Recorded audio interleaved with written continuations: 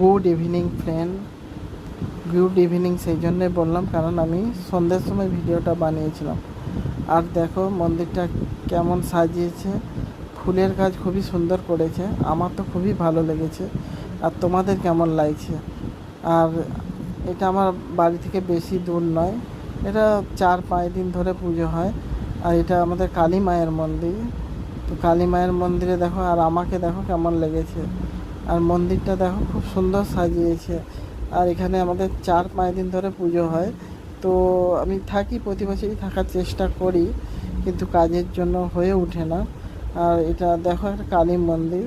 আর আমি তোমাদের সামনে থেকে দেখাচ্ছি কারণ কারণ আমি সেই সময় সন্ধ্যের সময় গিয়েছিলাম, তো জামা কাপড় আমার ধোয়া ছিল না, তাই আমি মন্দিরের ভেতরে গিয়ে ভিডিওটা করতে পারিনি।